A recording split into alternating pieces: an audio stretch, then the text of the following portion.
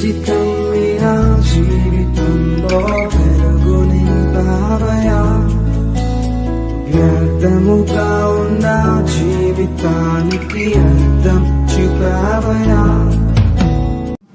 అందరూ కూడా దేవుని సన్నిధిలో కొంత సమయము దేవుని వాక్య భాగాన్ని ధ్యానించుకొని ప్రార్థన చేసుకొని దినమంతా కోరికను ముగించుకుందాం. అందరూ కూడా శ్రద్ధ కలిగి దేవుని వాక్యాన్ని వినుట కొరకై సిద్ధపడాలి. మంచిది. ఇప్పుడు వచ్చిన అందరికి ప్రభునామములు శుభములు వందనములు తెలియజేయుచున్నాము. సమయములు మనందరం కొరక ఈ దినమున దేవుని సన్నిధిలో ఉన్నటువంటి మనము దేవుని యొక్క వాక్యమును కొంత సమయం జాగ్రత్తగా ధ్యానించుకోవటానికి ప్రయాసపడదాం. నీతి కలిగినటువంటి జీవితము జీవించాలనేది దేవుని యొక్క ఆలోచన ఉన్నది. మనందరం కూడా నీతి కలిగిన జీవితాన్ని జీవించటానికే ఎంతో ప్రయాసపడుతూ రాత్రింపగలు ఎన్నో విధాలుగా బలహీనతలోను ఇబ్బందులతోనూ పోరాడుతూ ఉన్నటువంటి జీవితము మన జీవితం. కానీ ఏదేమైనా కూడా జరుగుతున్నటువంటి కొన్ని పరిస్థితులలో మనందరం కొరకు పరలోక రాజ్యం కొరకు ప్రయాసపడాలనేది దేవుని కోరికై ఉన్నది. కానీ మనం పరలోక రాజ్యం కొరకు ప్రయాసపడుతూ ఉన్నప్పుడు కొన్ని పరిస్థితులు మనల్ని బలహీనతలోనికి లాగేస్తూ ఉంటాయి. కొన్ని పరిస్థితులలో మనము లోక ఆలోచనల వైపు వెళ్ళిపోయి దేవుని చిత్తాన్ని జరిగించకుండా, దేవుని ఉద్దేశాలను జరిగించకుండా లోక సంబంధమైనటువంటి ఆలోచనల వైపు తిరుగుతూ ఉంటాం. కానీ ఏదేమి జరిగినా కూడా ఈ దినాన మనందరము కూడా ఒక మంచి విషయాన్ని జ్ఞాపకం చేసుకుందాం. చాలా జాగ్రత్తగా మీరు ఆలోచించండి. సాధారణంగా భూమి మీద నివసిస్తున్నటువంటి ప్రతి మనిషి కూడా వారి యొక్క జీవితంలో ఏదో ఒకటి సాధించాలనే తపనతోనే జీవిస్తూ ఉంటారు. ఏవో కొన్ని ఆలోచనలతో కొన్ని పరిస్థితులతో ఏదో ఒక విధంగా గొప్పగా అభివృద్ధి చెందాలని జీవిస్తూ ఉంటారు. అయితే యేసు ప్రభు వారిని నమ్మిన వారు మాత్రము పరలోక రాజ్యానికి వెళ్ళాలనే ఆశతోనే బతుకుతూ ఉంటారు. ఇంకా వేరే ఆశ ఏమీలకు ఉండదు. కాబట్టి ఒక విషయాన్ని మనం గమనించినప్పుడు ఒక మనిషి చనిపోయినాడు బ్రతికి ఉన్నాడు అనటానికి తేడా ఏంటంటే ఆ మనిషికి చలనము ఉండటము. ఏందమ్మా? చలనము ఉండటము. చలనం అంటే ఉదాహరణకు మీకు చెప్తున్నాను. ఒక చిన్న పిల్లవాడు పుట్టిన వెంటనే ఆ పిల్లవాడు ఏమీ మాట్లాడకుండా, అంటే మాట్లాడమంటే వాడికి మాటలు రావులే, అరవకుండా ఏడవకుండా కేకలేయకుండా ఏమీ లేకుండా వాడు పుట్టినవాడు అలాగే పడుకుంటున్నాడు అనుకోండి, వెంటనే ఏం చేస్తారంటే వాడిని గట్టిగా కొడతారు. ఎందుకు కొడతారు? వాడు ఎప్పుడైతే పుట్టాడో పుట్టిన వెంటనే వాడిలో చలనం వచ్చి వాడు ఏడుస్తాడు, కేక వేస్తాడు. అంటే కొట్టిన వెంటనే వాడికి ఏమనిపిస్తుంది? నొప్పి. అంటే నొప్పి కలిగిందంటే వాడు ఏమైనాడని అర్థము? బ్రతికి ఉన్నాడని. అదే నొప్పి లేదంటే చనిపోయాడు. నొప్పి కలిగిన వాడు బ్రతికి ఉన్నాడు, నొప్పి లేని వాడు చనిపోయాడని మనం తీర్మానం తీసుకుంటాం. అప్పుడు 1కి 2కు 10 సార్లు కొడతాం. కొట్టిన తర్వాత వాడు చలనం లేనప్పుడు వాడు చనిపోయాడులే అనుకుంటాం. కాబట్టి బాగా గమనించి ఆలోచించినప్పుడు మనం జీవిస్తున్నటువంటి జీవితంలో కూడా మనము కూడా విశ్వాసంలో బ్రతుకుతున్నప్పుడు మనము దేవునిలో బ్రతికి ఉన్నామని అనటానికి రుజువు ఏంటంటే మనము కూడా కొన్ని పనులు చేస్తున్నప్పుడు మనకెక్కడో తెలియని ఒక బాధ వేస్తుంటది. ఏం పనులు? పాపము చేస్తున్నప్పుడు, తప్పులు చేస్తున్న వాళ్ళకి బాధ అనిపిస్తుంటది. ఎందుకంటే ఉదాహరణకు ఒకరు సాధారణంగా చూసినప్పుడు ఒక మనిషి అబద్ధం ఆడాలనుకోండి, అబద్ధం ఆడిన వెంటనే ఆ మనిషి లోపల పోయి కూర్చోగానే అతనికి ఏమనిపిస్తుంది అంటే తన మనసులో ఎక్కడో తెలియని ఒక బాధ. అయ్యో, నేను యేసు ప్రభువుని నమ్ముకున్నాను, నేను రక్షణ మార్గంలో ఉన్నాను, నేను అబద్ధం ఆడకూడదు కదా. ఒకవేళ బూతు మాటలు మాట్లాడినప్పుడు కూడా ఆ మనిషికి అలాగే అనిపిస్తుంది. కానీ అబద్ధం ఆడుతున్నా, బూతు మాటలు మాట్లాడుతున్నా ఇంకింత అంటే లోపల కొంచెం కూడా భయం లేదనుకోండి, వాళ్ళలో చలనం లేదని అర్థము.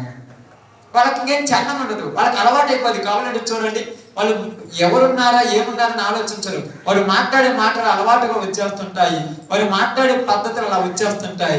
ఏందిరా నీవు ఇలా ఉన్నావంటే ఏముందిలే, సాధారణంగా క్యాజువల్ గా తీసుకున్నాడంటే వాడు చలనము లేనివాడని అర్థం.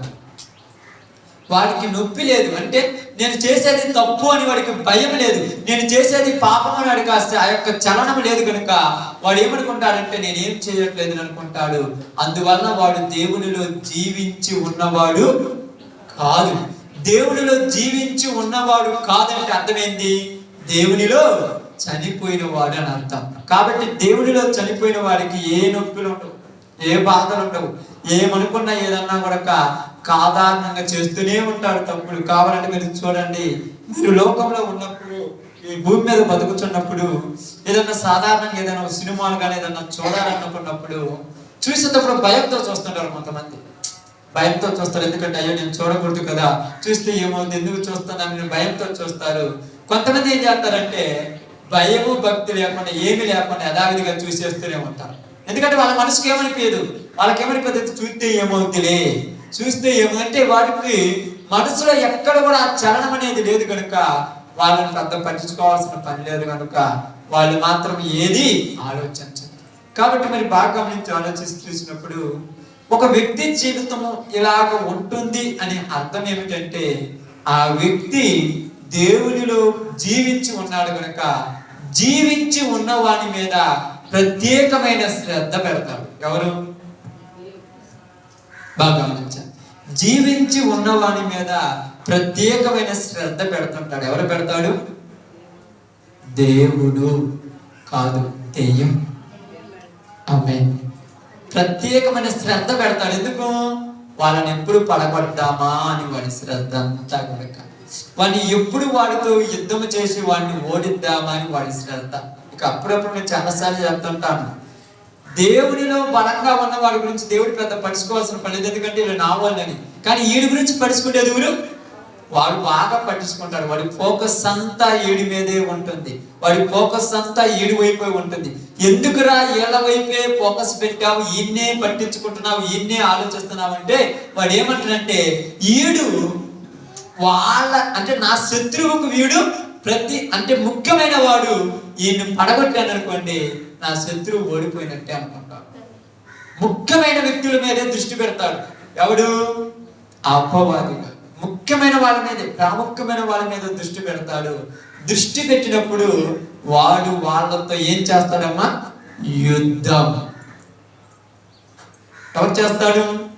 అపవాదిగా యుద్ధం చేస్తాడు.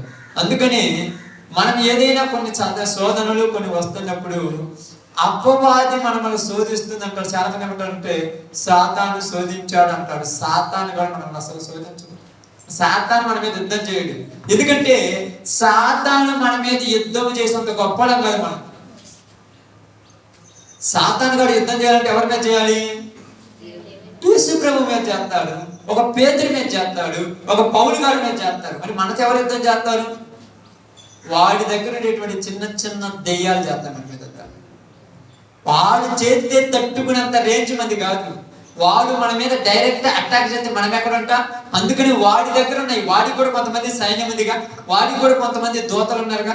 ఆ సమూహాల పరలోకం నుంచి పడుట చూసిందని ఎక్కడ రాయబడింది? లూకాసు వార్తలో కానీ ప్రకటన గ్రంథంలో రాయబడింది. వాళ్ళంతా యేసు ప్రభు శిష్యులంట యేసు ప్రభు దగ్గరికి వచ్చి ఏమంటున్నారంటే, అయ్యా నీ నామంలో మేము దెయ్యములు వెలగొడుతున్నాము, నీ నామంలో మేము ప్రార్థన చేయగా రోగములు పోతున్నాయి, నీ నామంలో చనిపోయిన వారిని మరలా లేపుతున్నామని ఆయన చెప్పగానే ఆయన ఏమన్నాడంటే, ఏమన్నాడు ఆయన? అయ్యా మేము గొప్ప గొప్ప చేసామంటే చదవండి ఒక మాట అక్కడ లూకాసు వార్తలోనే అక్కడ ఉంటుంది చూడండి ఆ సందర్భాన్ని. అయ్యా మేము ఇవన్నీ చేసామనగానే లూకాసు వార్త 9వ అధ్యాయం 10వ అధ్యాయం ఉంటుంది అనుకుంటాను. కాదు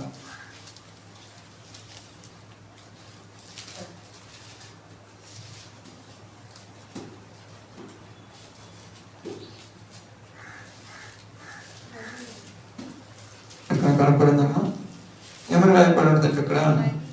10:18 ఏం రాయబడింది చదవండి.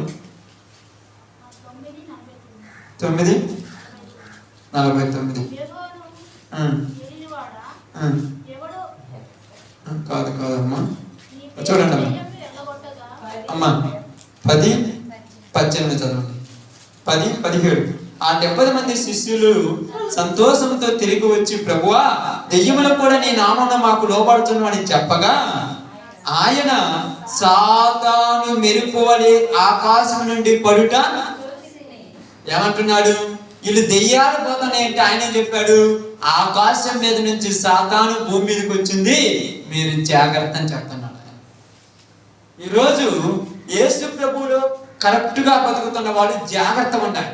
ఎందుకంటే నీ మీద ఫోకస్ పెట్టాడు, నీ మీద వాడు ఫోకస్ పెట్టాడు. అంటే ఫోకస్ అంటే తెలుసు కదా, వాడి దృష్టి అంతా నీ మీదనే ఉన్నది. ఎందుకు నీ మీదనే వాడు దృష్టి పెట్టాడంటే నిన్ను పడగొట్టాలి. ఏం చేయాలి? నిన్ను పడగొట్టాలి. నిన్ను పడగొట్టాలి కాబట్టి నీ మీద వాడు ఫోకస్ పెట్టాడు. వాడు నీ మీద ఫోకస్ పెట్టినప్పుడు నువ్వు వాడిని గెలవలేక ఓడిపోవటానికి వాడు వేసినటువంటి ఒక ప్రయోగం ఏంటంటే మీకు అర్థం కావటానికి చెప్తాను చూడండి. ఏదైనా ఒక ఇద్దరు వ్యక్తులు యుద్ధం చేసుకుంటున్నప్పుడు, ఇంతకు ముందు కాలంలో యుద్ధం చేస్తున్నప్పుడు అందరూ కూడా ఒకేలాగా ఉండేవాళ్ళు. తర్వాత కొన్ని రోజుల తర్వాత ఏం జరిగిందంటే, యుద్ధం చేస్తున్నప్పుడు ఆర్మీ మొత్తం కూడా ఒకే రకమైన డ్రెస్ వేసుకునేవాళ్ళు. అంటే సైనికులందరూ ఒకే రకమైన డ్రెస్ వేసుకునేవాళ్ళు. కానీ రాను రాను ఏం జరిగిందంటే, వీళ్ళు ఒకే రకమైన డ్రెస్ వేసుకున్నప్పుడు అందరూ యుద్ధం చేస్తుంటారు. ఎవరి వేళ్ళల్లో ఎవరు పక్కన వాళ్ళు తెలియకుండా వీళ్ళే కొట్టుకుంటుంటారు. అంటే ఒక ప్రాంతం వాళ్ళైతే తెలుస్తుందమ్మా. ఇప్పుడు అనేక దేశాలు, అనేక రాష్ట్రాల నుంచి ఉంటారు కదా.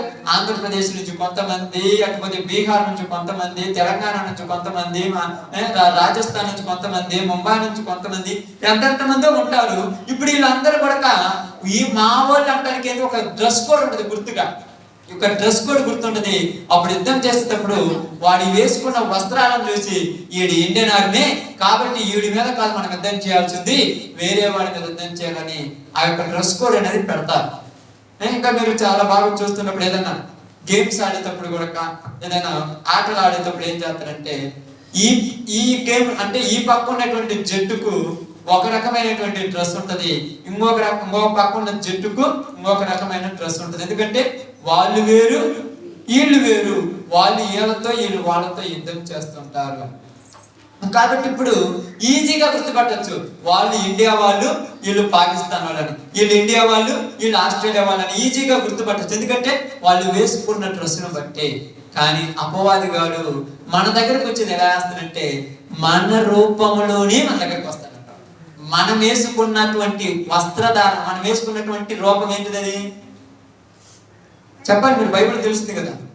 మనం ఎలా ఉన్నాము? మనము ఎవరిమంట? యేసు ప్రభు యొక్క మేపిడి గొర్రెలం మనము. కాబట్టి అపవాది కూడా ఎలా వచ్చాడు? గొర్రె చర్మము కప్పుకున్న తోడేలాగా వచ్చాడు. వాడు కప్పుకుంది ఏంటిది? గొర్రె చర్మము. ఇప్పుడు వాడు గొర్రె చర్మం కప్పుకొని మన దగ్గరకు వచ్చేవాడు మనం గుర్తుపట్టగలమా? ఈడు కూడా గొర్రెనే అనుకుంటా, అంతే కదా. కాబట్టి అప్పుడు వాడితో మనం స్నేహం చేస్తాం, వాడితో మనం మాట్లాడుతుంటాం, వాడితో మనం కూర్చుంటాం, వాడితో మనం కలిసిమెలిసి ఉంటాం. వాడితో మనం ఉన్నప్పుడు వాడు మనతో ఉండి మనలాగే ఉండి మన వాళ్ళని పాడు చేస్తుంటాడు. అందుకని ఇప్పుడు చాలా జాగ్రత్తగా గమనించి ఆలోచించాల్సింది ఏంటంటే, ఇదిగో బైబిల్ గ్రంథంలో రాయబడింది, సాతాను వెలుగు దూత వేషము వేసుకొని వచ్చుచున్నాడని మీరు గుర్తించి ఉన్నారు కదా. సాతానే వెలుగు దూత వేషం వేసుకుంటే వాని పరిచారకులు ఏంటంటే, మన పరిచారకులు ఎక్కడుంది? కొరింథీ రాసిన పత్రిక ఎన్ని మీకు గుర్తుండాలి.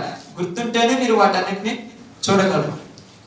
అంటే ఇప్పుడు మనం వెళ్ళేటువంటి సబ్జెక్టులోనికి ఇది మనకు ప్రాముఖ్యమైనటువంటి విషయాలు. అందుకని మనము జాగ్రత్తగా చూద్దాం.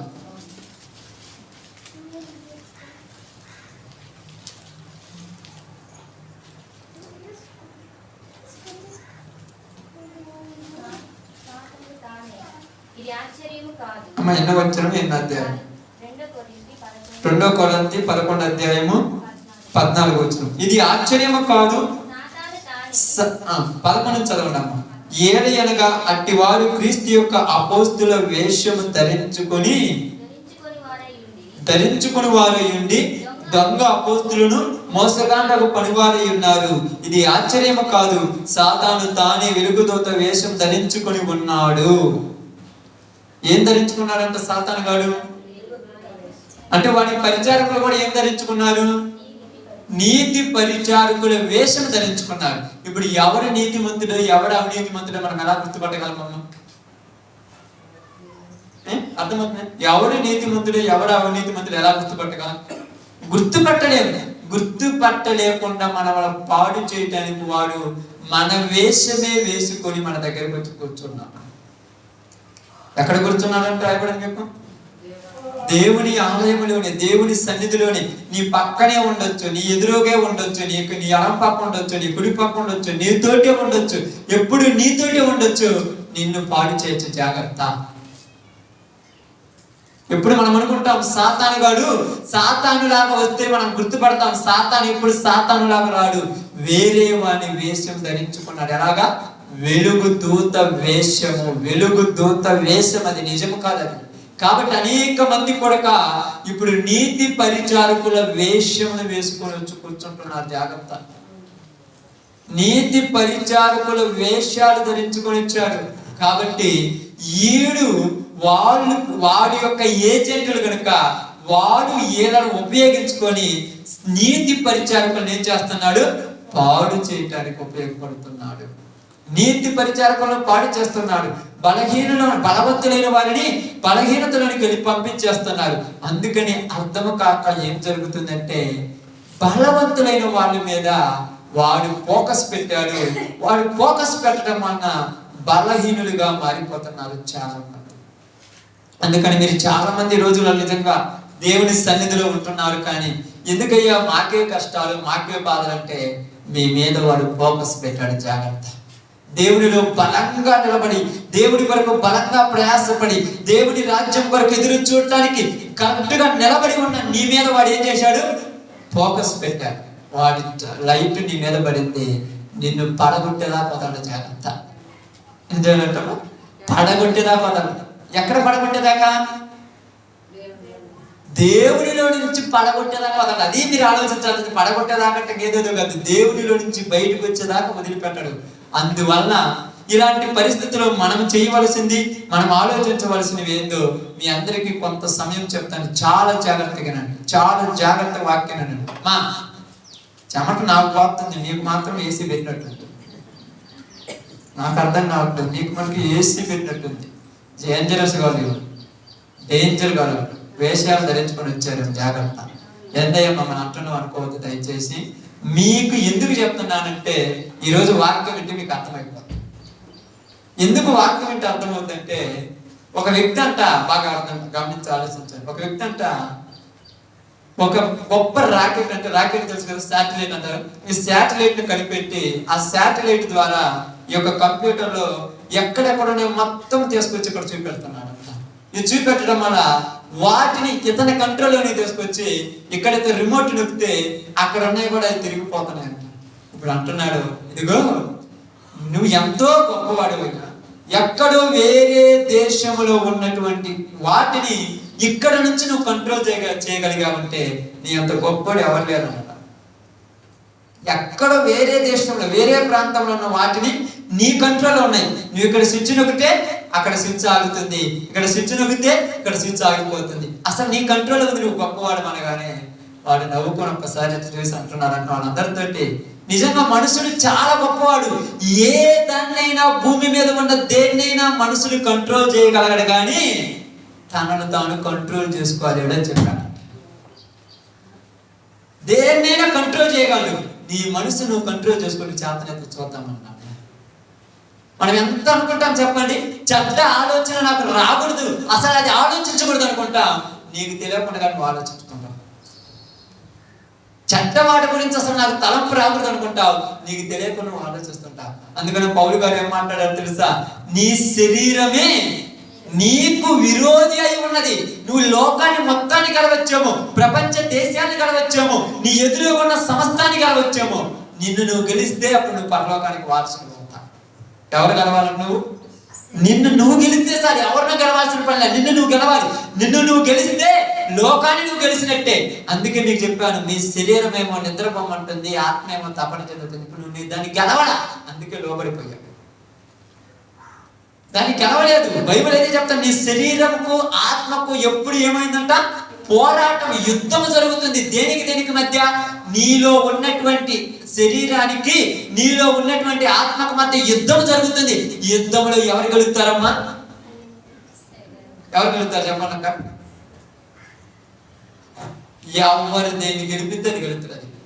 నీ విషయంలో శరీరం గెలిస్తే శరీరం గెలిచినట్టే, నీ విషయంలో ఆత్మ గెలిస్తే ఆత్మ గెలిచినట్టే. అందుకే నువ్వు ఎంత కంట్రోల్ చేసుకోవాలనుకున్నా నీ స్వాధీనంలో ఉన్నదని. దానిని తన స్వాధీనంలో తెచ్చుకుని వాడి కంటే భూమి మీద గొప్పవాడు ఎవరు లేడు. తన శరీరాన్ని తన స్వాధీనంలోకి తెచ్చుకుని వాడి కంటే ఈ భూమి మీద గొప్పవాడు ఎవడు లేడు అని బైబిల్ చెప్తుంది. కానీ ఇక్కడ మనందరికీ చెప్తున్నాను, నీ శరీరాన్ని నీ స్వాధీనంలోకి తెచ్చుకోగలిగిన సామర్థ్యం నీకుందా? నీ శరీరం నీ కంట్రోల్లో ఉండగలదా? లేదు. దాని కంట్రోల్లోనికి నువ్వు వెళ్ళిపోతుంటా కదా, దాని కంట్రోల్లోకి మీరు వెళ్ళిపోతుంటారు. ఏమనుకుంటారు? నిజంగా ప్రార్థనకి వెళ్ళాలనుకుంటారు. ఎక్కడ? ఆత్మలు. శరీరం ఏమవుద్ది? పొద్దున్న నుంచి పనికి పోయి వచ్చావు, నడుములు నొప్పులు, అతనికి కొద్దిగా పడుకుంటావు. తర్వాత మళ్ళా లేపుద్ది, పోయి దేశం మీద దేశ దిమ్మలుగా తిరిగి రమ్మని పంపుతుంది. ప్రార్థన అయిపోద్ది, ప్రార్థన టైం అయిపోయింది, ఇంకా లేస్తారు, దేశాల మీద తిరుగుతుంటారు. ఏంది నీకు బాగలేదని చెబుతూ అంటే, ఇందాక బాగలేదు ఇప్పుడు బాగుంది. ఎందుకు? ప్రార్థనకు పోయే టైం అయిపోయింది కదా, నీకు బాగుంటుంది. నువ్వు దేశ మీదుగా ఒక ఈది కుక్క ఎలాగైతే లోకం మీద తిరుగుద్దో అలాగ నీ శరీరాన్ని తిప్పుతూనే ఉంటది. అప్పుడు కూడా నీకు అర్థం కాల, నేను నా శత్రువు చేతిలో చిక్కుకుపోయానని అర్థం కాలని.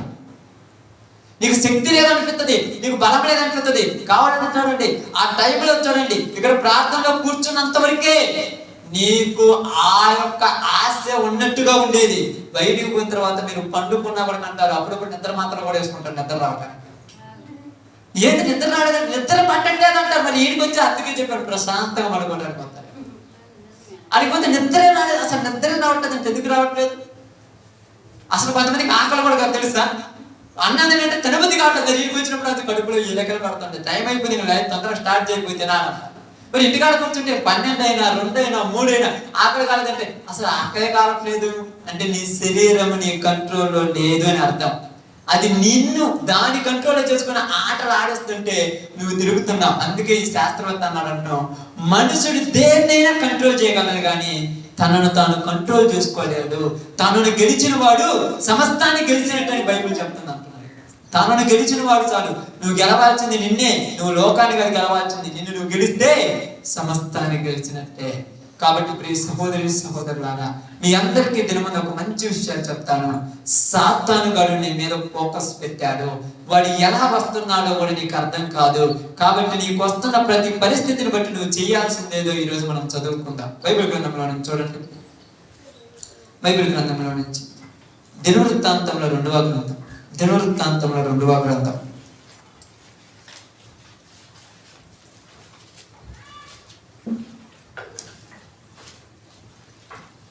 ఇశ్రాయేలు ప్రజలను, యూదా వారిని ఎన్నో సంవత్సరాలు పరిపాలించినటువంటి ఒక రాజు యొక్క చరిత్రని ఈరోజు మనం చాలా కొద్దిగా తెలుసుకుంటాం.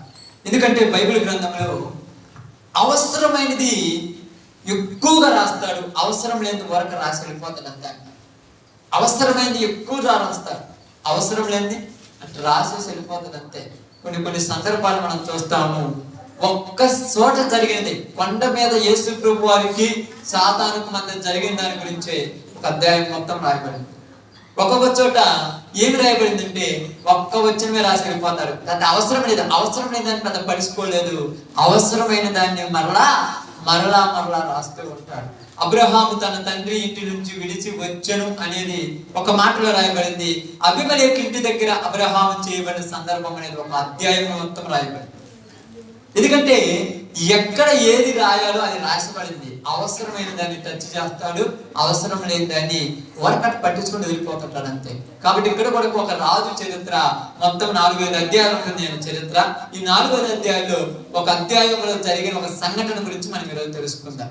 దినవృత్తాంతంలో 2వ గ్రంథము 20వ అధ్యాయము 1 నుంచి జాగ్రత్తగా మనం చదువుదాం. ఇది అయిన తర్వాత మోయాబీయులను, అమ్మోనీయులను, మోయోనీయులలో కొందరు దండెత్తి యెహోషాపాతు మీదకు వచ్చిరి. ఇక్కడ యెహోషాపాతు అనేటువంటి ఒక రాజు ఉన్నాడు. ఈ రాజు యూదా వారిని పరిపాలిస్తూ ఉన్నాడు. ఇశ్రాయేలీయులు యూదాలు ఉన్నారు. వీరిని పరిపాలిస్తూ ఉన్నప్పుడు ఇతడు మంచిగా పరిపాలన చేస్తున్నాడు. ఇతను తండ్రి అయినటువంటి ఆశా వారి ఇతను కూడా యథార్థమైన పరిపాలన చేస్తూ జాగ్రత్తగా పరిపాలన జరిగిస్తూ వస్తున్నప్పుడు ఇతని జీవితంలో కూడా ఒక సంఘటన జరిగింది. ఆ సంఘటన గురించి ఈరోజు మనం మాట్లాడుకుంటున్నాం. ఏమిటంటే ఇతడు దేవుని యందు నమ్మకం ఉంచినటువంటి వాడు. దేవుని యొక్క ఉద్దేశాల ప్రకారము, దేవుని ఆజ్ఞల ప్రకారము, తన ధర్మశాస్త్రం ప్రకారము ఆ రాజ్య పరిపాలన సాధిస్తూ పోతూ ఉన్నప్పుడు ఇప్పుడు ఇతని మీదకి ఎవరంట? మోయాబీయులను, అమ్మోనీయులను, మోయోనీయులలో కొందరు ఇతని మీదకి యుద్ధానికి వచ్చారంట. ఎంతమంది వచ్చారు? ఒక్కడి మీదకి 3 వచ్చారు. 3 దేశాల వాళ్ళు, 3 ప్రాంతాల వాళ్ళు. అంటే ఒక్కని కొట్టడానికి 3 ఎందుకు రావాలంటే బలమైనడు కాబట్టి 3 ఏకమై వస్తున్నారు. ఇక్కడ ఏందమ్మా? 3 ఏకమై వస్తున్నారు. నీ మీదకి ఒక అటాక్ జరిగితే నువ్వు పడిపోలేదనుకో 3-4 రకాల రోగాలు తెచ్చి నీ మీద పెడతాడు. నువ్వేమంటావు అంటే ఏంటి నా కాళ్ళు నొప్పులు అని అంటే కాళ్ళు నొప్పులు నువ్వు తట్టుకొని ఏదైతే దేవుడు చూసుకుంటాను. ఎమ్మటే కడుపు నొప్పి కూడా పెట్టాను, అయినా దేవుడే చూసుకుంటాం అన్నమాట. తలకాయ నొప్పి కూడా పెట్టావు, శరీరం మొత్తం బాగా లేకుండా చేశాను, నువ్వు పడిపోయి అంతే. నేను అటాక్ చేయడానికి ఏం చేస్తాడు తెలుసా? 1, 2, 3, 4 అనేక రకాలైనటువంటి ఆడి యొక్క అస్త్రాలు నీ మీద ప్రయోగిస్తున్నాడంటే ఇవేమనుకోవాలి? ఈరోజు నేను దేవుళ్ళో ఇంత బలంగా నిలబడ్డాను కాబట్టి వాడు ఇన్ని రకాలుగా నా మీద అటాక్ చేస్తున్నాడు అని ధైర్యంతో నిలబడ్డాను అంతే. నిజంగా యెహోషాపాతు మీదకి ఒక్కడొస్తే చాలు. ఇప్పుడు ఏమి చేశాడు? వీళ్ళు గెలవలేకందంట. అమ్మోనీయులను, మోయాబీయులను, మోయోనీయులు 3 ఏకమయ్యారంట. 3 ఏకమయ్యి ఒక్కడి మీదకి పోతున్నారంట పట్టడానికి. తట్టుకోగలరా? తట్టుకోగలరా? 3 ఒకటయ్యాడు. ఇటు పక్క ఈడొక్కడు ఒకటయ్యాడు. ఇప్పుడు నువ్వు ఒక్కడివే. నిన్ను పాడు చేయడానికి వాడి దగ్గర ఎన్నో అస్త్రాలు ఉన్నాయి. అందుకే నీ కాడికి ఎలాంటి విధంగా వస్తాడు తెలుసా? ఒకసారి నిందలు పెడతారు, ఒకసారి నీ మీద లేనిపోని అపనింద వేసేస్తారు, ఒక్కోసారి నీ మీద వాళ్ళకే లేనిపోని సాడీలు చెప్తారు, ఒకసారి నీ మీద ఇంట్లో వాళ్ళకే సాడీలు చెప్పి నేను కొట్టిస్తుంటారు, తిట్టుతుంటారు. ఏంది ఇన్ని నా మీదకి వస్తానంటే నువ్వు దేవుళ్ళలో బలంగా ఉన్నావని అర్థం.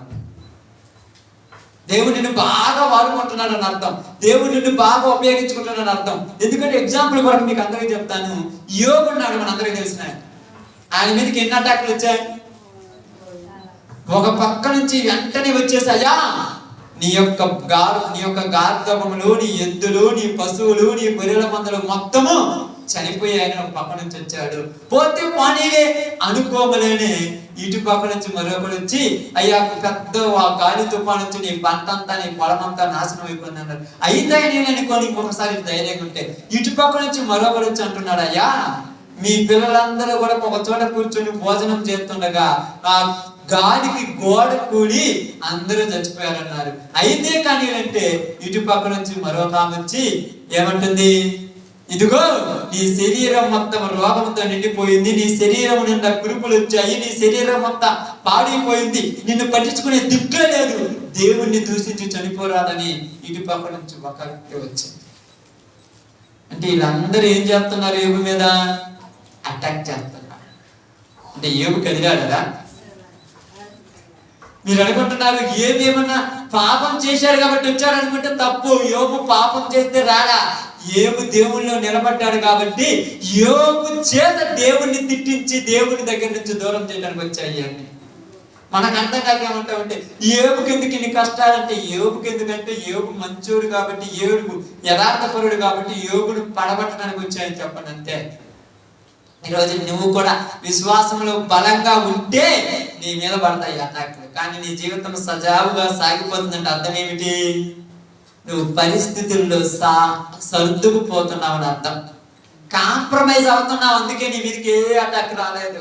ఇలా ప్రార్థనకు వచ్చినప్పుడు ప్రార్థన లాగుంటావు, ఆడిపోయినప్పుడు టెంకాయ కొడతావు, వీడిపోయినప్పుడు విభూతి పెట్టుకుంటావు, ఆడిపోయినప్పుడు దండ పెడతావు, ఆడిపోయినప్పుడు అది చేస్తావు. ఇన్ని చేసినప్పుడు నీ మీదకి అటాక్ ఏమవుతుంది అక్క? నీ మీదకి అటాక్ అవుతుందా? నేను ఎవరైనా అంటారా? అక్కడ పోయినప్పుడు వాళ్ళు ఎక్కడికి వాళ్ళు ఏమైనా ఫీల్ అవుతారని, ఆదివారం కదంటే ఆదివారం లేకపోతే ఏం కదండి, వాళ్ళతో ఫంక్షన్కి వెళ్ళిపోతే, వాళ్ళతో పండుగకి వెళ్ళిపోతే, ఇన్ని పోతుంటే నిన్ను ఎవరైనా అటాక్ చేస్తారా? వాడు ఏమంటాడంటే, ఏంది వీళ్ళకేంది దేవుడు బాగానే జరుగుతుందంటే, వాడు అంటాడు వాళ్ళు మనోళ్ళే, నేను అక్కడ పెట్టిన అవసరానికి ఉపయోగపడతాను. వాళ్ళు మనోళ్ళే. ఎందుకు పెట్టేవాడంటే, ఎక్కడన్నా వాళ్ళ దగ్గర ఉన్న సీక్రెట్స్ మనకు అందించడానికి ఏజెంట్ గా పెట్టానని చెప్పాడు వాడు సాతాను. అందుకే అవసరానికి మనం ఎలా మారిపోతాం తెలుసు, చాలా బాగా మారిపోతాం. ఎవరికైనా దేవుని కోసం ప్రయాసపడాలనే తపన మన దగ్గర ఉందమ్మా. మీరేమంటారు? అయ్యా ఎక్కడైనా ఏదైనా గొప్పగా చెయ్యాలనుకుంటే ఇబ్బందులు వస్తాయంటే, ఇబ్బందులు రాకపోతే నువ్వు ఎప్పుడు బాగుపడతావు నాకు అర్థం కదా. ఏం చేశాడంటే దేవుడు ఏం రాయబడ్డాడు? ఇబ్బందులు కొలిమిలో. ఏ కొలిమంటది? ఇబ్బందులు. నీకు ఎప్పుడైనా ఇబ్బంది వచ్చింది దేవుడి విషయంలో? ఏ ఇబ్బంది రాలేదంటే నువ్వేందని కాంప్రమైజ్ అయిపోతున్నావు. లోపంతో నీకు ఇబ్బందులు రావు, నీకు సమస్యలు రావు, నిన్ను ఎవరేం మాట్లాడు, నీకు ఏ శరీరానికి ఏమి రాదు. రేపు నీ లోకాన్ని నిలిచిపెట్టిన తర్వాత శుభ్రంగా తగలబడిపోతావు అంతే. మరి ప్రార్థనకు వచ్చాను కదంటే, ప్రార్థనకు వచ్చిన తర్వాత నిన్ను పడగొట్టడానికి నీ మీద వాడి ప్రయోగించాలిగా. ఎప్పుడు కూడా ఇద్దరి మధ్య పోటీ జరుగుతున్నప్పుడు, అటుపక్కోడి ఇటుపక్కోడికి మధ్య యుద్ధం జరుగుతున్నప్పుడు, ఇటు పక్క బలమైన నాయకుడి మీద ఇటు పక్కోడికి ఫోకస్ పెడతారు. ఇన్ని డబ్బులు ఇచ్చి మనం కొందామంటారు. ఎందుకు? వాడిని ఒక్కడ కొంటే మనం గెలిచిపోతామని. అలాగే నువ్వు దేవునిలో బలంగా ఉన్నావు కాబట్టి నిన్ను ఒక్కడిని పన్నుగితే ఈ పరిచర్య ఆగిపోద్ది అంతే. వాడు పన్నొక్కాల్సిన దేవుడు పన్నొకటి తెలుసా? ఎప్పుడు దేవుని ప్రార్థనకు వస్తూ, రోజు ప్రార్థన ఉంటూ, ఎప్పుడు ఉపవాస ప్రార్థన గడిపితే, ఎప్పుడు ఉంటారు చూడు, ఈయన్నే కొడతాడు. మీరు అనుకుంటారు నేను ఎంత ప్రార్థన చేస్తున్నాను, నిన్ను కొడితే కదా ఆగిపోయేది. అర్థమైందా? ఇప్పుడు మేస్త్రి పని చేస్తుంటారు. మేస్త్రి పని చేసేటప్పుడు ఒక మేస్త్రి ఉంటాడు, 20 మంది పై మనుషులు ఉంటారు. ఎవరిని కొడితే పని అయిపోద్దమ్మా? మేస్త్రి బాగా పని వాళ్ళు ఎంతమంది ఉంటారు? అందుకని ముఖ్యమైన వాడినే పడతాడు. మీకు అర్థం కావట్లా. నీవు ఎప్పుడైతే దేవుళ్ళు బలంగా ఉన్నావో నీ మీద వాని హస్తాలు కూడా ఎక్కువగా ఉంటాయి. అందుకని యెహోషాపాతు మీద ఎంత 3 వ్యక్తులు వచ్చారంట ఆయన ఓడించడానికి. ఇప్పుడు చూడండి ఏం జరిగింది అక్కడ.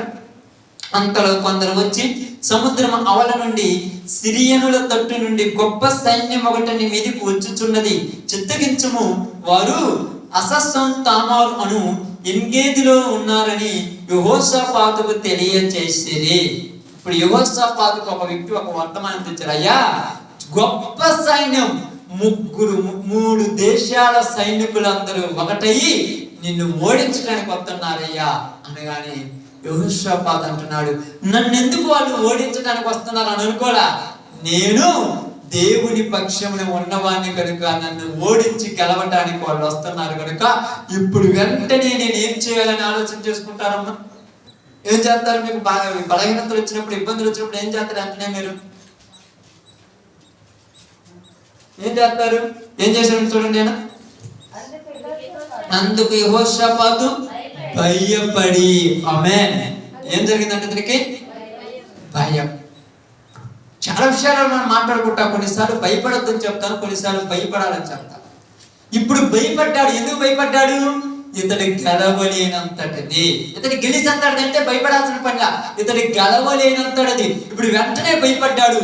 భయపడని వెంటనే ఏం జరుగుతుంది తెలుసా? ఎప్పుడైనా ఒక మనిషి భయపడ్డాడు అనుకో ఏం చేస్తాడు? బాగా గమనించండి. ఒక మనిషి భయపడ్డాడు అనుకోండి, దేవుడి గురించి అంటే దేవుడి ఆలోచన, లోకంలో మనం ఉన్నాము, 2 వ్యక్తులు పోతున్నారు. ఇప్పుడు నేను అమ్మాయి వెళ్తున్నాం అనుకోండి, వెళ్తుండగానే కట్టెక్కిన ఆ అమ్మాయికి భయం వచ్చింది, ఇంకేం చేస్తుంది? ఏం చేస్తుందమ్మా?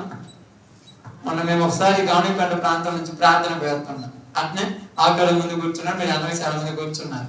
ముందు ఎంత చిన్నది పాము వచ్చింది, ఎంత చిన్నది ఆటో ఎదురుగాడు. ఆ అమ్మాయి లేచి అంటనికి వల్ల నా మీద అంటే భయం వచ్చిందంటే వెంటనే ఒక మనిషి చాటుకు వచ్చింది. ఇంకా మీకు అర్థమవుతుంది చెప్తాను. చిన్న పిల్లలు ఉంటారు కదా, మీ పిల్లలు ఉన్నారు అనుకోండి, మీ పిల్లలు పోతున్నప్పుడు వెంటనే ఒక కుక్క వచ్చి పిల్లల మీద మురిగింది అనుకోండి, వెంటనే ఏమంటారు? వాళ్ళు భయపడతారు. భయపడి ఏమంటారు? నిన్ను ఎత్తుకోమంట.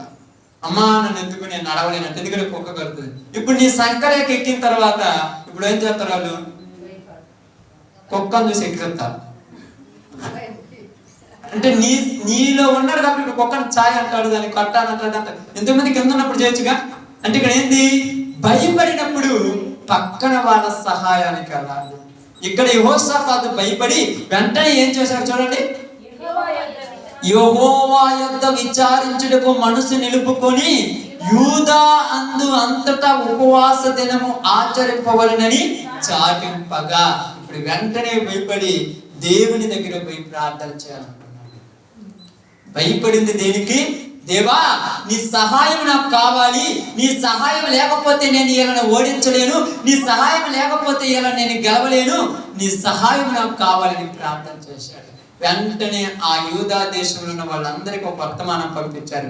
ఏమన్నారంటే, మనము గెలవలేనంతటిది, మనము ఓడించలేనంతటి సైన్యము ఇప్పుడు మన మీదకి వచ్చుచున్నది కనుక మనము దేవుని సహాయం కోరుకుందాం అని పిలుస్తున్నాను. ఎందుకంటే నువ్వు జయించలేంది, నువ్వు ఓడించలేంది, నీ చేతగానిది ఎవరు చేయగలరంటే దేవుడు చేయగలరు. అందుకని నేను ఏమన్నానంటే దేవుని సహాయం కోరుకుందామనగానే అయితే ఏం చేద్దామంటే అందరము కూడా ఉపవాసం ఉండి ప్రార్థన చేద్దాం. ఆమేన్. అప్పుడప్పుడు మీ అందరికీ నేనే చెప్తాను, ఏమంటానంటే ఎన్ని సమస్యలు వచ్చినా ఎన్ని వచ్చినా నీ ఆధ్యాత్మిక జీవితం బలహీన పడిపోతున్నప్పుడు నువ్వు చేయవలసిన పని ఏంటంటే ఉపవాసం ఉండి ప్రార్థన చేయి. అది దేవుడు గొప్ప సహాయం చేస్తాడు నీకు. ఎన్నెన్నో ప్రయత్నాలు చేసి ఉంటావు, ఎన్నెన్నో ప్రయోగాలు చేసి ఉంటావు, ఎంతమంది దగ్గరికి వెళ్ళి బతిమలాడుకొని ఉంటావు, ఎవరి దగ్గరికి వెళ్ళినా సహాయం దొరకదు. అయితే ఏమంటున్నాడంటే కీర్తనల గ్రంథం 121 అధ్యాయం అనుకుంటాను చూడండి. కీర్తనల గ్రంథం 121 అధ్యాయము 1-2 వచ్చిన జాగ్రత్త చదువుదాం.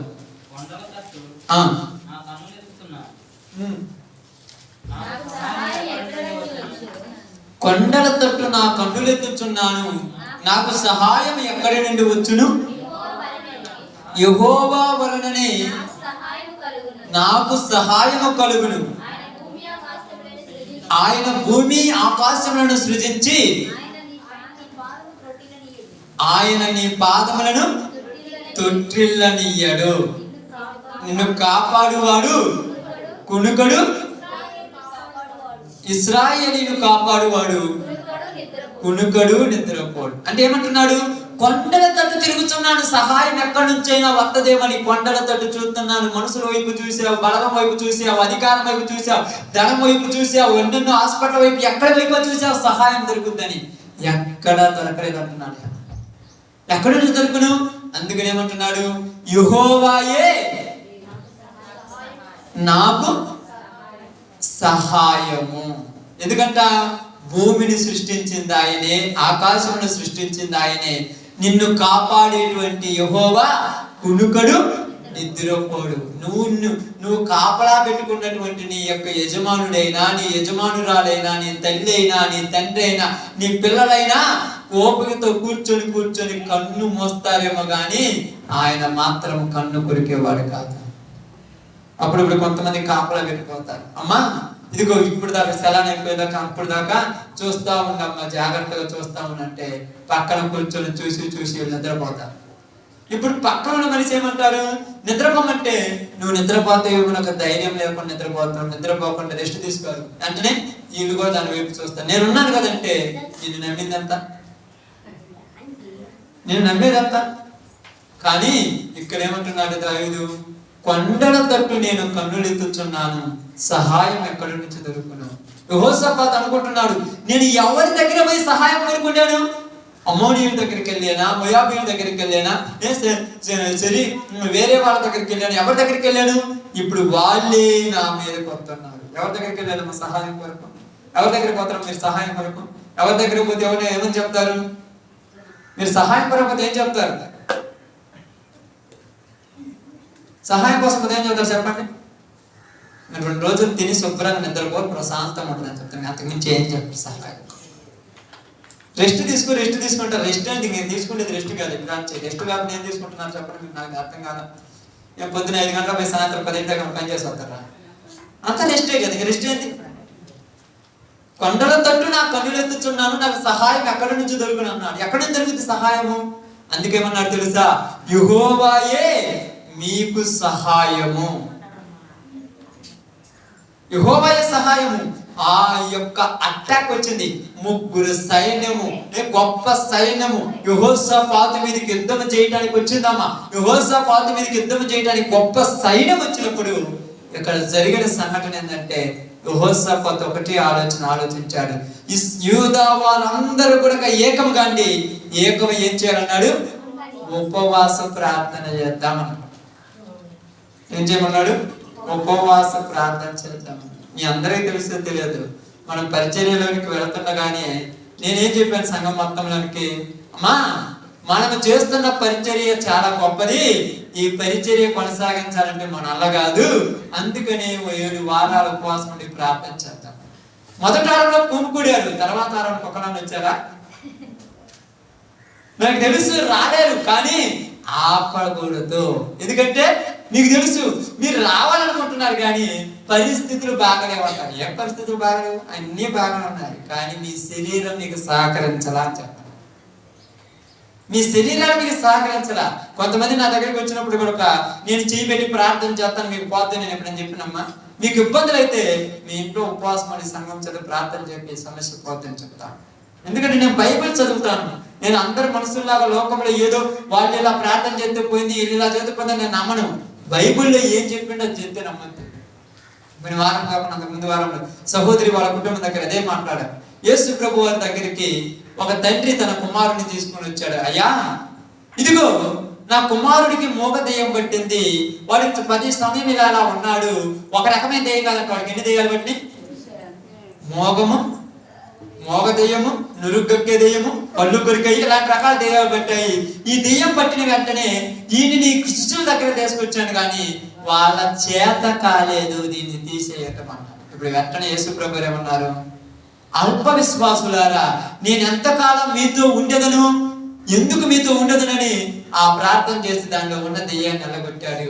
ఇప్పుడు ఏకాంతముగా శిష్యులు వచ్చి మాట్లాడుతున్నారు, అయ్యా మేము ఎందుకు దాన్ని వెళ్ళగొట్టలేకపోయాము అన్నారు. అప్పుడు యేసు ప్రభువు ఏం చెప్పారు?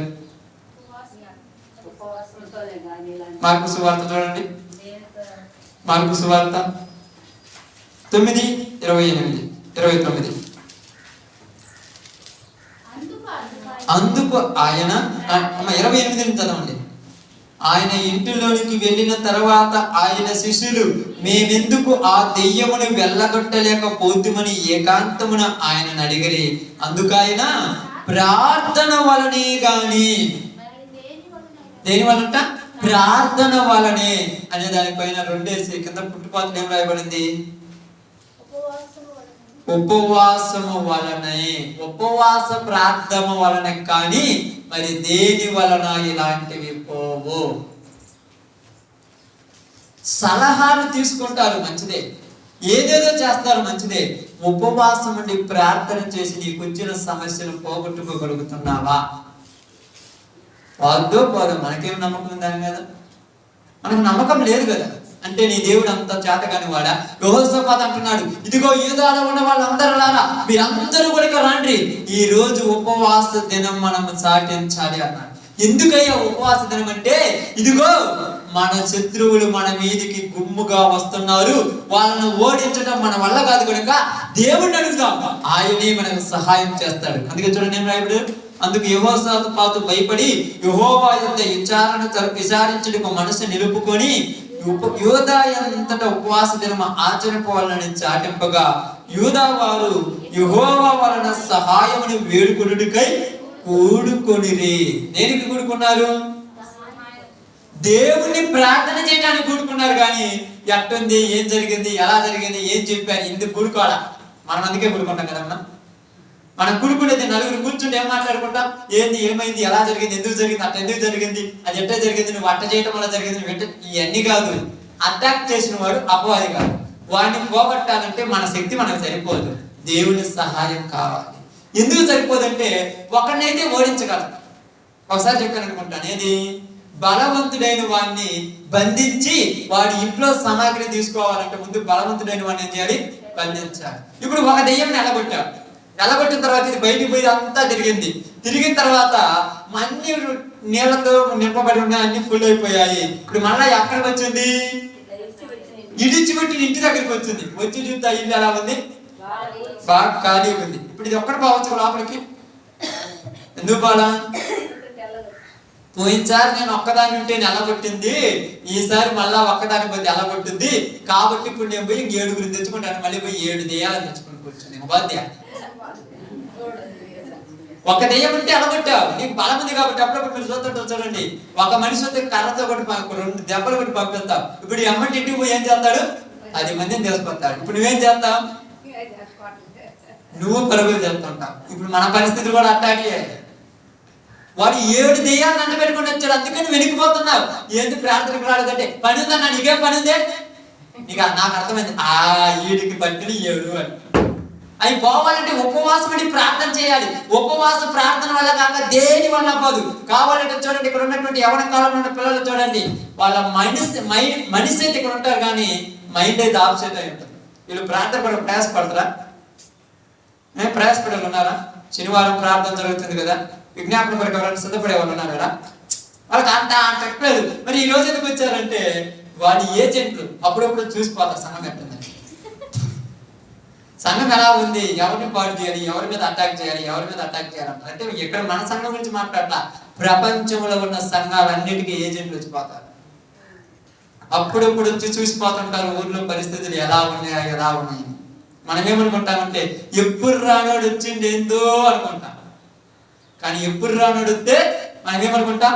ఏందో అనుకుంటాం. మరి అప్పసం వచ్చేవాడు వస్తే అందుకు వాడు అనుమానం లేకుండా మనలోనే పెట్టిపోయాడు. నన్నైనా పెట్టచ్చు, నేనేం కావచ్చు వాడి సొత్తు, లేకపోతే నువ్వైనా కావచ్చు, ఊరైనా కావచ్చు, అప్పుడే వాడి సొత్తు, ఎవరైనా వాడి సొత్తు కావచ్చు.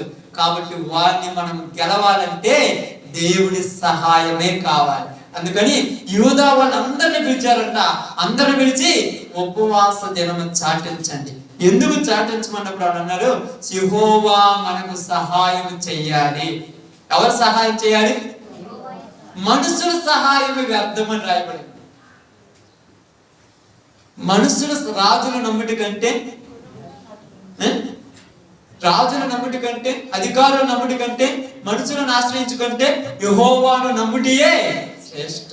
నువ్వు ఎన్నెన్నో నమ్మా, ఎన్ని నమ్మటం వల్ల నీ దగ్గర ఏమన్నా మార్పు వచ్చిందా నీ జీవితంలో? జీవితం అంటే నీ బ్రతుకులో కావచ్చు, నీ శరీరంలో ఉన్నటువంటి వ్యాధులలో, రోగాలలో కావచ్చు, నీ కుటుంబంలో ఉన్నటువంటి పరిస్థితుల్లో కావచ్చు, కొంచెమన్నా మార్పు వచ్చిందా? ఎంతమంది దగ్గర పోయి వచ్చావు? రాలేదు. మరి దేవుని సహాయం లేదు. అప్పుడప్పుడు అందుకే కొంతమంది ఏమంటారు తెలుసా, ప్రార్థన ఏర్పాటు చేసుకున్నప్పుడు 2 వారాలు 3 వారాలు 4 వారాలు అన్నప్పుడు నేను అంటాను, ప్రారంభంలో పెట్టించుకోవడం కాదమ్మా, చివరిలో కూడా అదే ఉత్సాహంతో పెట్టించుకోమంటే ఎందుకు పెట్టించుకోమంటారు?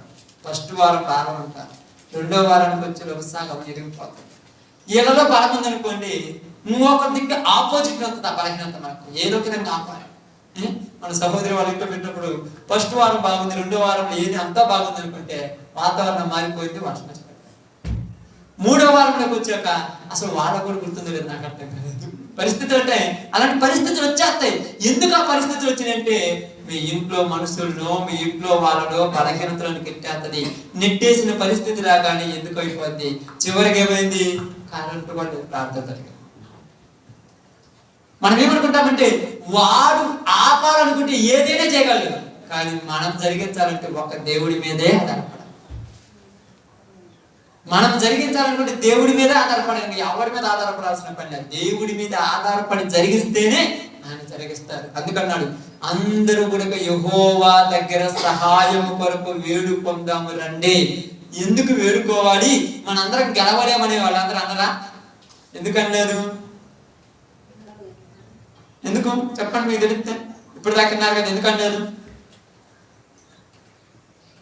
ఒక్కళ్ళ కాదు వచ్చేది, 3 గుంపులు వస్తాం.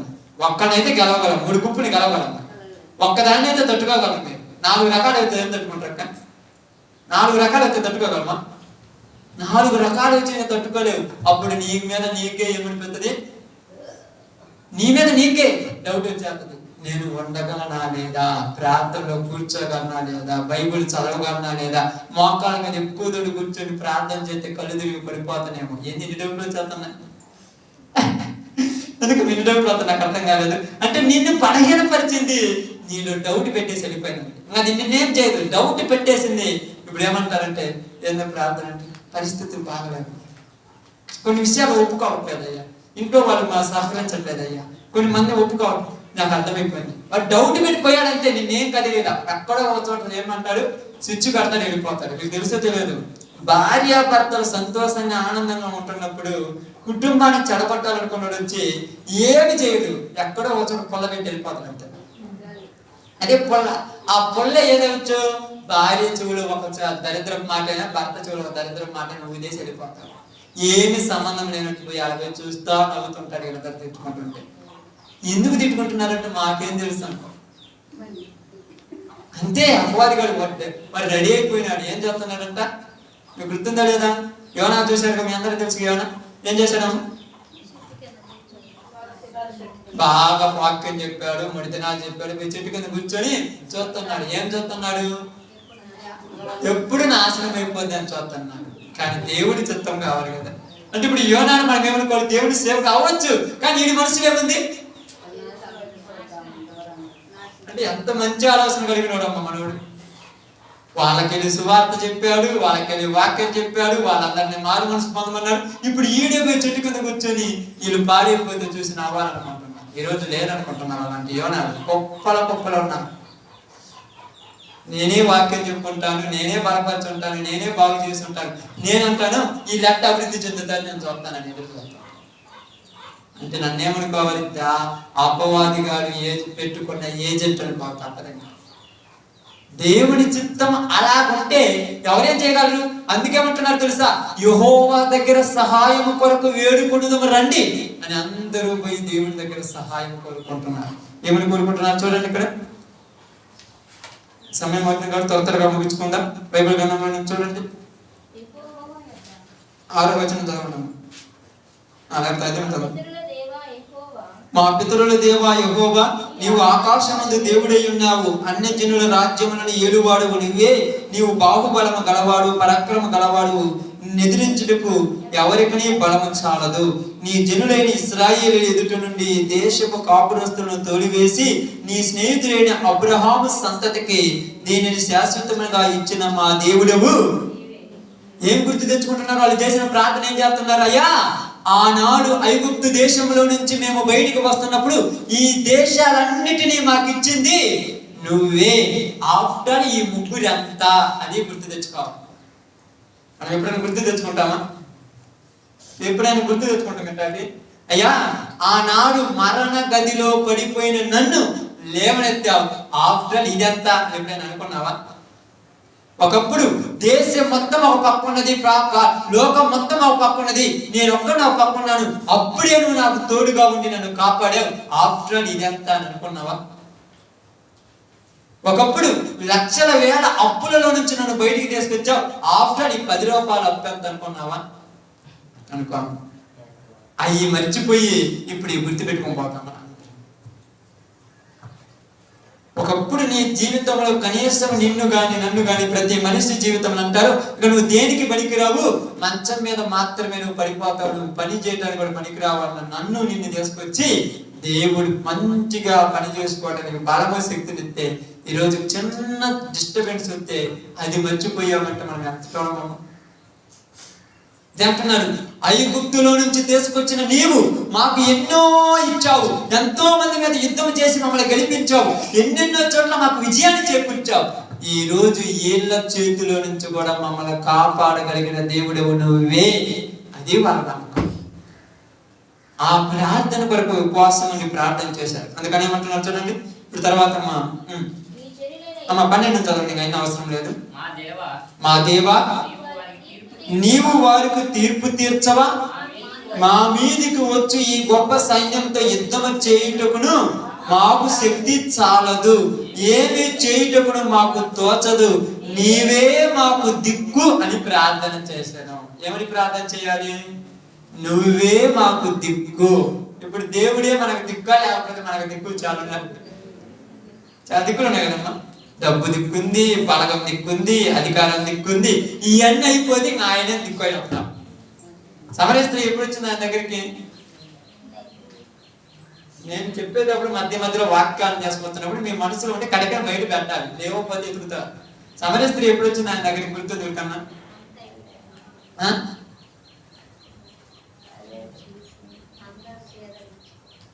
చూద్దాం చేయండి. మళ్ళీ మీకు చదివేస్తా, గుర్తు పెట్టుకోవటానికి కోరిక. నేను చెప్పటం నాకు ముఖ్యం కాదు, మీకు చదివియాలి, అందుకే చదివిస్తున్నాను.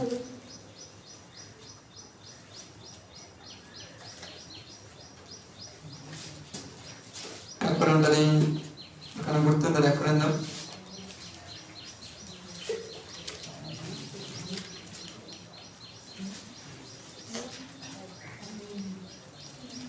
ఎవరికైనా గుర్తుందా సందర్భం ఎక్కడుందో? యోహాను సువార్త 4వ అధ్యాయం అంట, చూడండి. మన సమరి స్త్రీ, రక్తస్రావ రోగస్త్రీ ఎప్పుడు వచ్చింది ఆయన దగ్గరికి? చూడండి, మార్కు సువార్త 5వ అధ్యాయం. ఎప్పుడు వచ్చిందో మీకు అర్థం కావడానికి. రక్తస్రావ రోగం కలిగిన ఒక స్త్రీ ఎప్పుడు వచ్చిందంటే మార్కు సువార్త 5వ అధ్యాయము 26వ వచనం. తనకు కలిగినదంతయు వ్యయము చేసుకొని ఎంత మాత్రమును ప్రయోజనము లేక,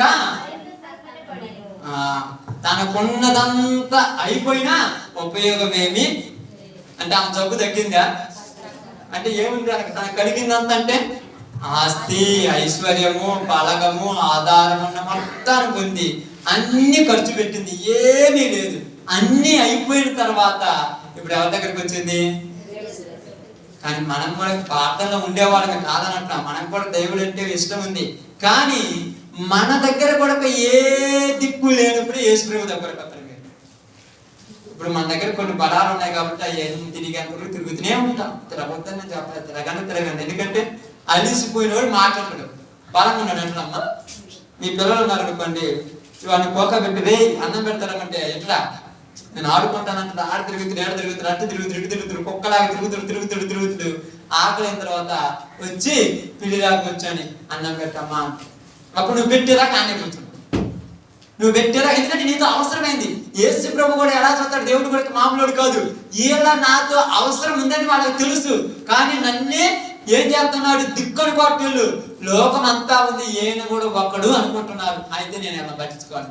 వాళ్ళంతా తిరిగి చివరికి నేనే దిక్కని వచ్చేదాకా నేను ఎదురు చూస్తాను అన్నాడు. ఇప్పుడు మనకు నమ్మకం ఉన్నది కాదని నేను అనట్లేదు, కానీ దేవుడి మీద ఆధారపడి ముందడిగేసేది ఎప్పుడు ఉంటాం? దేవుడికి 2వ ప్రియారిటీ ఇస్తాం, 3వ ప్రియారిటీ దేవుడికి ఇస్తాం, 4వ ప్రియారిటీ దేవుడికి ఇస్తాం. మొదటి ప్రియారిటీ మన పరిస్థితులు, మన పద్ధతి తెచ్చుకుంటాం.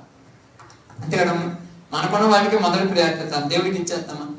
నీ చింత యావత్తు ఆయన మీద వేయుడి అని రాయబడింది. మనం వేస్తే ఎంత ప్రశాంతం ఉంటుంది తెలుసా? వేయగలమమ్మా? అసలేమో వేస్తే మనం దేవుళ్ళు ఎప్పుడో సాగిపోయాం. ఇందాక తమ ప్రసాద్ పాట పాడారు, మరిచిపోలేని మహిళలు. ఎందుకని మర్చిపోలేమన్నారు? వాళ్ళ పేర్లు ఎక్కడ రాయబడి అంట? జీవ గ్రంథంలో రాయబడ్డాయి. దేవుని కొరకు వాళ్ళ యొక్క జీవితాలని దారపోసి దేవుని సువార్తలు వెళ్ళిపోయినారు. అపోస్తులతో వాళ్ళు తిరిగి అనేక చోట్ల దేవుని గురించి తెలియజేశారు. అందు గురించి వాళ్ళ గురించి మర్చిపోలేదు. వాళ్ళెవరు? ఒక మగ్దలేన మరియ, ఒక సమరయ స్త్రీ లాంటిది. వాళ్ళు కూడా జీవితాలు చూడండి, ఒక పాపాత్మురాలు అనే స్త్రీ. వీళ్ళందరూ వాళ్ళు ఎందుకు మారిపోయారంటే వాళ్ళ జీవితాలు లోకంలో ఉన్నప్పుడు అందరూ వాడుకొని వదిలేశారు, కానీ యేసు ప్రభువులోకి వచ్చిన తర్వాత వాళ్ళ జీవితాల విలువ వాళ్ళకి అర్థమైపోయింది. ఈ రోజు లోకంలో తిరుగుతున్నప్పుడు నీ జీవితంలో నీకు అర్థం కాదు. నువ్వేమనుకుంటున్నావంటే శరీర సుఖాల కోసం, సంతోషాల కోసం, ఆనందాల కోసం లోకం మీదకి తిరిగిపోతున్నటువంటి జీవితాలే లేదు. వాళ్ళకి ఎప్పుడు వాళ్ళ జీవితం విలువ అర్థమవుతుందంటే దేవుని దగ్గరికి వస్తే రాదు. మీకు అర్థమవుతుంది. ఎగ్జాంపుల్ కోసం చెప్తాను, ఇది కావాలని కాదు. ఒక మనిషి వేరే అలవాట్లు, ఒక డ్రింకింగ్ కానీ, ఒక వ్యభిచార సంబంధమైనది కానీ, వేరే పాప సంబంధమైనది కానీ ఆలోచన ఉన్నప్పుడు, అలాంటి మనసులో ఉన్నప్పుడు వాడి దగ్గర ఎంత డబ్బులు ఉన్నా ఆ డబ్బులు వాడికి అర్థమవుతుందా? అది 500 చోటు, 2000 రూపాయలు చోటు, ఎంత కావాలంటే అంత తగలబెట్టారు. ఎందుకంటే వాడిలో ఉన్నది వాడి చేత ఆ పని చేయించేస్తాడు. తర్వాత ఆలోచిస్తే 24 గంటలు 30 రోజులు రాత్రి పగులు నేను కష్టపడితే వస్తాయి 10,000. ఎందుకంటే కనుకను 5 నిమిషాల సుఖం కోసము, 5 గంటల సంతోషం కోసము, ఏదో ఒక వెడ్డింగ్ కోసము ఇది తగలబెట్టానని తర్వాత బాధపడుతున్నాడని అర్థమైంది. చెప్పండి, తర్వాత ఎందుకు బాధపడుతున్నారు? వాడి దాంట్లో ఉన్నంత వరకు వాడికి అర్థం కాదు. అలాగే పాపమనే లోకంలో ఉన్న వాడికి వాడి జీవిత విలువ అర్థం కాదు. ఇప్పుడు పాపంలో నుంచి బయటకు వచ్చిన మనకు అర్థమైంది మన జీవితం ఎంత గొప్పదో. లోకంలో తిరిగినప్పుడు అర్థం కాదా? ఎట్ట పడితే అటు తిరిగారు, ఎట్ట పడితే అటు జీవిస్తున్నారు, ఎలా పడితే అలా ఉన్నారు. ఈ లోకంలో మృగాల కంటే ఏనంగా ఎట్ట పడితే అలా బతుకుతున్నారు. ఏందిరా నీ బ్రతుకంటే ఉన్న 4 రోజులు ఎలా పడితే అలా సంతోషంగా ఉందామనుకున్నా. కానీ ఈ రోజు అర్థమైపోయింది, ఇంత పవిత్రమైన జీవితాన్ని అనవసరంగా కుక్కల నుంచి నిత్తలాగా ఎందుకు చేశానా? ఈ రోజు యేసు ప్రభువులోకి వచ్చి మళ్ళా చినిగిపోయిన ఆకులన్నీ మరలా ఒక ఇస్తరంలాగా తయారు చేసిపోయిన జీవితం నాది. వాడికి అర్థం కాదు. లోకంలో ఉన్నంత వరకు ఎవరికి అర్థం కాదు దేవుని నీ జీవితం విలువ. ఇప్పుడు వీళ్ళకి ఏంటంటే మాకు దిక్కు నువ్వే, నువ్వు లేకపోతే మరలా మా బ్రతుకులు కుక్కల చించిన ఎత్తరే, నువ్వు లేకపోతే మళ్ళా మా జీవితాలు చెట్టుకొకలము, చేతకొకలము, దేశాలకొకలము, ఆ దేశాలకొకలము, ఈ దేశాలకు ఎట్టుబడితో వెళ్ళిపోతాం. నువ్వు ఉన్నావు కాబట్టి మేమందరం ఒకటిగా ఉన్నామని ఇప్పుడు ఆయన దగ్గరకు వచ్చి ఏమంటున్నారు చూడండి. దేవా నువ్వే మాకు దిక్కు అని ప్రార్థన చేశాను. నువ్వే నాకు దిక్కు అని ప్రార్థన చేశాను. ఇప్పుడు నువ్వే నాకు దిక్కు అంటే ఇంకా ఆయన ఉల్కాడికి పొమ్మంటాడు, మనం పక్కన పొమ్మంటాడు. చెప్పండి, పక్కన పొమ్మంటాడు. ఆయనే మనకు దిక్కు. ఎవరు దిక్కున్నాడు? అందుకేమన్నాడు ఇక్కడ, కొండల తట్టు నా కన్నులు ఎత్తుచున్నాను, నాకు సహాయం ఎక్కడ? కీర్తన గ్రంథం 25 అధ్యాయం 15 వచ్చి ఒకసారి చదవండి. 25:15 కీర్తనల గ్రంథం. నా కను దృష్టి ఎల్లప్పుడూ యెహోవా వైపునకే తిరిగి ఉన్నది. ఆయన నా పాదములను దేంట్లో నుందంట? వలలో నుంచి విడిపిస్తాడు. వల ఊరేసాడు, ఊరేసాడు మన అపవాద. ఎందుకు వేసాడు వల ఎందుకు వేస్తాడమ్మా? ఏం పట్టుకోవడానికి? హబక్కూకు గ్రంథం చదివించాను, చాలా సార్లు చెప్పే కదా. 1 అధ్యాయం 15 వచ్చిన వాడు ఏమన్నాడు? అపవాది కాడంట ఎరేసాడంట. గాలం వేసి గాలానికి ఏం తగిలించాడు? ఎర తగిలించాడు. అలాగే మనకు కూడా అపవాది కాదు వలేసాడు. వలలో ఏమేశాడు? ఎర. ఆ ఎర చూసి ఏమవుతాయమ్మా? కముజులు వస్తాయి, పొరగంజులు వస్తాయి, పావురాలు వస్తాయి. ఇంకా మనం చూస్తుంటాం కదా, అలాంటి అన్ని బాతులు కానీ అవన్నీ వచ్చి పాపం వల కానరాదు. వాటికి ఎందుకు కానరాదు? వల ఎందుకు కానరాదు చెప్పాలి. వాటి దృష్టి అంతా కూడా ఎర మీదే ఉంది. అంటే ఆ గింజ దినాలనుంది కింద వల ఉందని తెలుస్తుందా? అలాగే లోకంలో ఉన్న మన దేవుళ్ళలో ఉన్న మన దృష్టి అంతా కూడా లోకం వైపు లాగడానికి వాడు ఏం చేశాడు? అక్కడక్కడ పెట్టాడు. ఏం పెట్టాడు? డబ్బు, బంగారం, వజ్ర వైడూర్యాలు. అంత పిచ్చోళ్ళం మన పాపం. అందుకని వీడని బంధాలను బంధకాలుగా పెట్టి మన కోసం పెట్టాడు. నువ్వు పడిపోవాల్సిన తప్పదు. అదే బాబురా, అవునా కదా? చాక్లెట్ ఇచ్చే బాబు బావా చోక్ చేస్తున్నాను, నీ గురించి కాదు కానీ చోక్. చాక్లెట్ బాతం బావా, డబ్బులు చేతికి ఇచ్చాడు, ఊరిపోయి ఏమన్నారు? అతను చూస్తే నీకేమనిపించింది? డబ్బులు చేతులు ఉన్నాయి, తినాలనిపించింది, అంతే కదా? అలాగే మనకు కూడా లోకాన్ని చూసి ఏమనిపించింది? కింద ఎరున్నది, ఈ వల ఉన్నది, నేను ఈట కోసం పోతే వలలో చిక్కుంటాను, ఇంకా బయటికి రాలేదని అనిపిస్తుందా? అందుకని మనం పోయాం, ఆశల కోసం వెళ్ళాం, వలలో చిక్కుకున్నాం, బయటికి రాలేక ఏడుస్తున్నాం. ఇప్పుడు బయటికి రాలేనప్పుడు ఏం ప్రార్థన చేయాలి? నువ్వే మాకు దిక్కుని ప్రార్థన చేయాలి. నువ్వు ప్రయోగాలు చేస్తే వాడు వరకు ఉండడా? లోపల చిక్కుకున్నదమ్మా. ఇప్పుడు వాళ్ళలో చేప చిక్కుకుంటది, అది పారిపోవాలని ఎట్టా చేస్తుంటే ఏం చేస్తాం? కాళ్ళతో దెబ్బ కొట్టాలి, కటక్కిన పడుకుంటాం. అలాగే వాళ్ళలో చిక్కుకున్న నువ్వు బయటికి రావడానికి దేవునికి ప్రార్థన చేయాలి. కానీ సొంత ప్రయత్నాలు చేస్తే ఏం చేస్తాడు? మేడ మీద ఒకటి గుచ్చుతాడు, కటక్కని పడిపోతాడు. మేడ మీద ఒకటి కొడతాడు, కటక్కని పడిపోతాడు. ఏంది పడిపోయినామంటే ఏం చేయమంటూ అంటాడు. కానీ ఇక్కడ యెహోషాపాతు అలా కాదు. మాకు దిక్కు నీవే ప్రభువా, ఇప్పుడు నువ్వు తప్ప మాకు ఎవరు సహాయం చేస్తాడు? అందుకే నీ వైపే నేను కన్నులెత్తి చూస్తున్నాను. నీ వైపే నేను కనులెత్తి చేస్తున్నాను. అందుకే చెప్తున్నాను చూడండి, నాకు తెలిసినంత వరకు నా జీవితంలో ఎన్ని సమస్యలు వచ్చినా ఏది వచ్చినా కూడా ప్రార్థన తప్ప ఏది నేను ఆచరించను మొదట.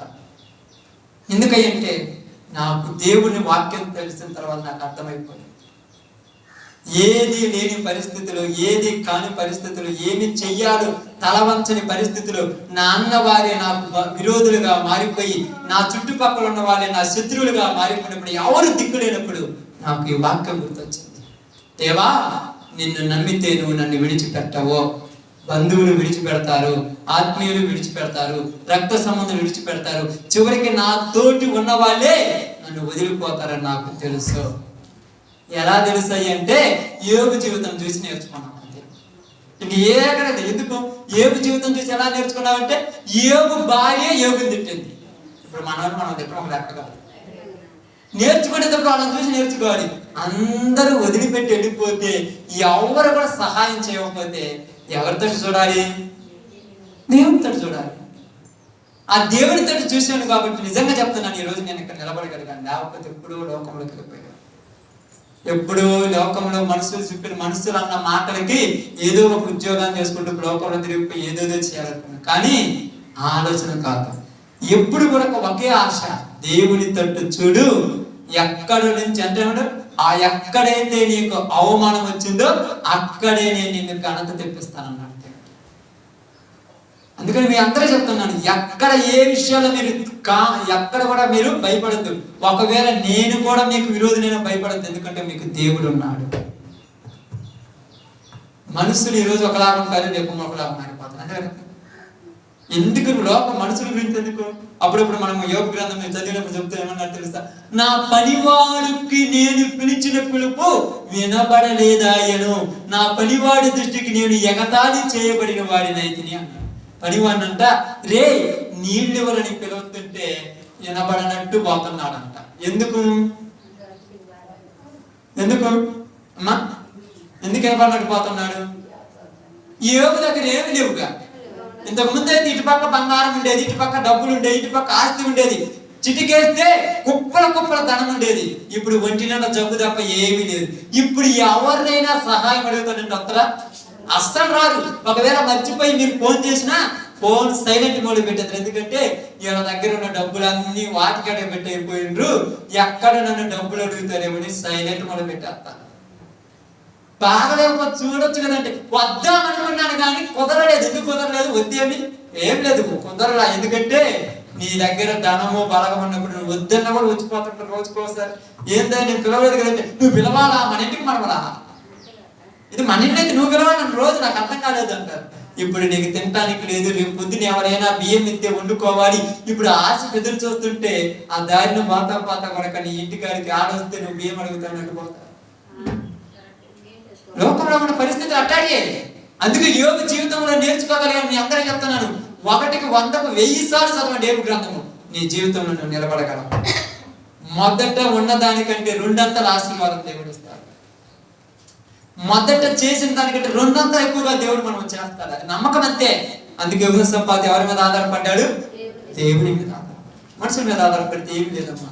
మన కాడ బాగున్నంత కాలం ఉంటారు, తర్వాత ఏదైనా చిన్న ప్రాబ్లం ఉంటే నువ్వు కరెక్ట్ కాదని పక్కకి వెళ్ళిపోతావు. కానీ దేవుడు అక్కడోడు కాదు. కానీ నేను సంపాదించుకున్న నేను బాగుంటుకుంటానని ఆయన తీసుకొని తన చేతిలో ఎత్తి నిలబెట్టుకుంటాను.